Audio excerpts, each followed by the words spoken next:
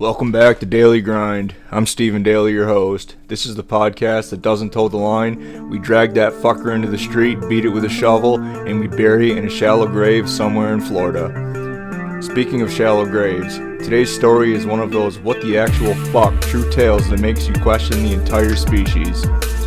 It's about possession, it's about delusion, it's about a dead girl, a creepy old dude, and 7 years of necrophilic nightmare fuel. This is the tale of Carl Tanzler, a man so romantically fucked in the head he dug up a corpse, played house with it, dressed it up, slept next to it, probably did other things too, but we'll get to that clusterfuck later. This isn't a love story, it's a goddamn horror show, that kind that reminds me of House of a Thousand Corpses.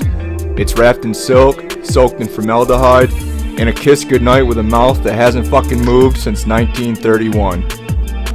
One day, I opened her coffin, found the body was decaying. I did not want one so beautiful to go to dust. I stole the body. That was Tanzler's own statement to authorities. This is Daily Grind. I don't do safe topics, trigger warnings, or corporate-friendly bullshit. No subject is off limits. Political, true crime, history, or whatever else gets the gears grinding in your head. I grind into reality like it owes me rent. You don't know what kind of dry spell I've had here. Total block! Carl Tanzler definitely didn't have a total mental block with what he was doing. Have you ever had that creepy ex-boyfriend or that creepy stalker that just wouldn't leave you the fuck alone? Well, here's a crazy-ass tale. If Tinder was alive back then, this would definitely be a Tinder tale gone wrong. Let's get into it. Let's take a trip back in time. 1877, Carl Tanzler was born in Germany, and right from the jump, he was just fucking weird. He had more fake titles than a Nigerian prince, claimed to be a doctor, claimed to be a count. I am Dracula. Claimed he had visions of a dark-haired beauty that destiny had promised him. Wow, the land of make-believe. That's not romantic, that's schizophrenic with a sprinkle of fairy tale delusion and a double shot of, you should be in a padded room, like, as soon as possible, dude. 1920s, Carl Tanzler moves to Florida. I mean, of course it's fucking Florida, where all the good nightmares ferment in the humidity and the meth fumes. Tanzler lands a job at the U.S. Marine Hospital in Key West as a radiology tech. That's right, not a doctor, just a guy pushing buttons next to an x-ray machine. And I'm sure some of you radiologists out there will say, oh, well, we do more than that. Well, I'm not here to debate that. But Carl acted like he was the goddamn Surgeon General. And then came Elena. Maria Elena Milagro de Hoyos. And I had to record that name several times and edit the shit out of it, piecing it together because I couldn't fucking pronounce it right the first time. Elena was Cuban-American, 21, drop-dead gorgeous. Unfortunately, that phrase would turn literal real quick. She walked into the hospital in 1930 with her mom, coughing up blood and bones, suffering from full-blown tuberculosis.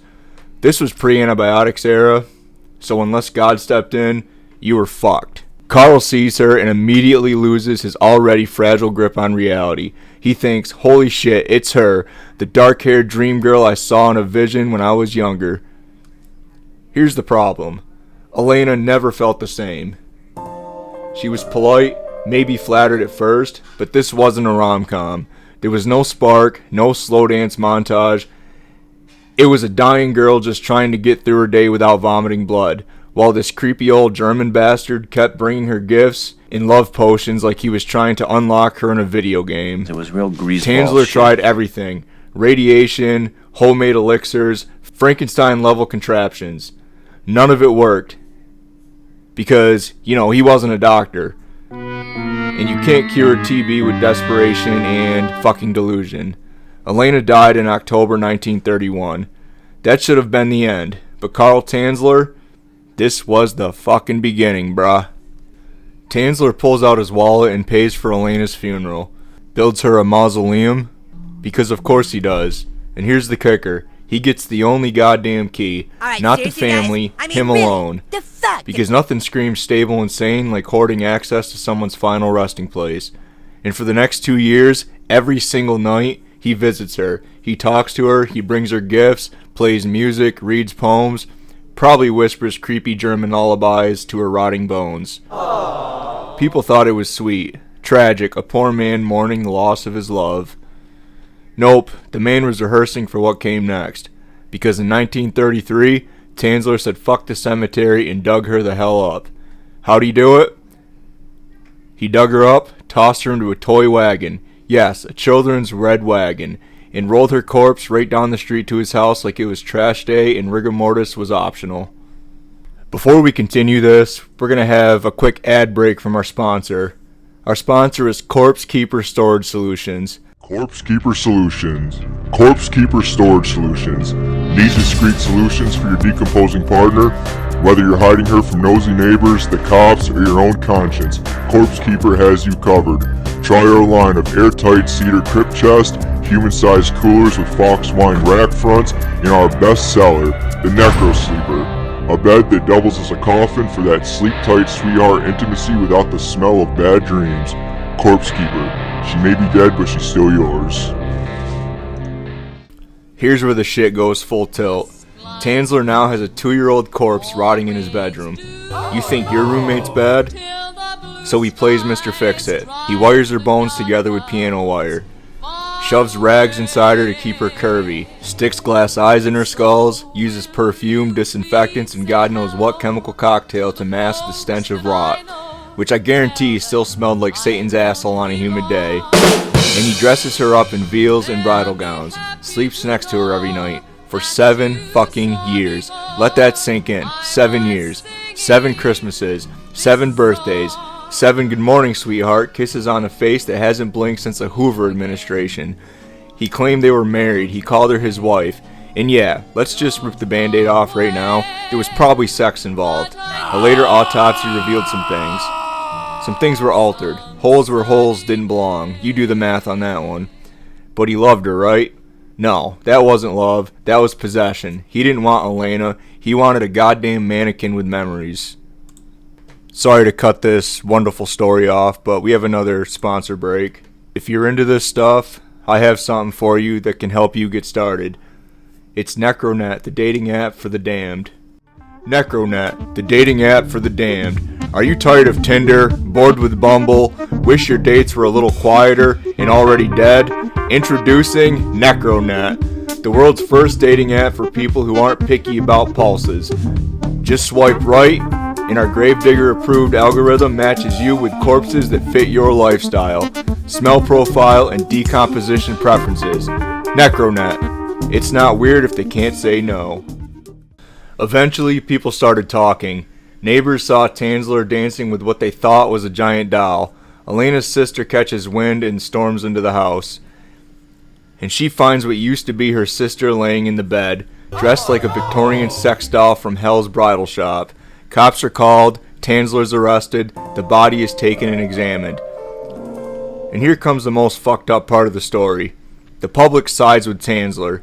Newspapers run headlines like romantic tragedy and man so devoted he couldn't let her go. They painted him like some kind of sad, lovesick Romeo instead of what he was, a delusional corpse-humping ghoul with a wax fetish and boundary issues. They even displayed Elena's body at the funeral home. Over 6,000 people lined up to gawk at her like it was a sideshow attraction. And Tanzler, never convicted. Statute of limitations had expired on grave robbing.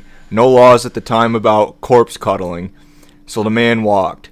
The Miami Herald painted it like a gothic romance, saying he crumbled the marble on the abandoned tomb, dug the earth, and took the rigid skeleton of his beloved in his arms. Talk about turning murder into a macabre romantic tableau. It was real the AP framed his crime as strange love. Carl Van Kossel claimed his liberty today after a week spent in jail while police investigated a strange love that impelled him to keep a young woman's body in his bedroom for 7 years. You'd think the man would have gotten therapy, moved on, taken up bird watching, something more normal. Nope.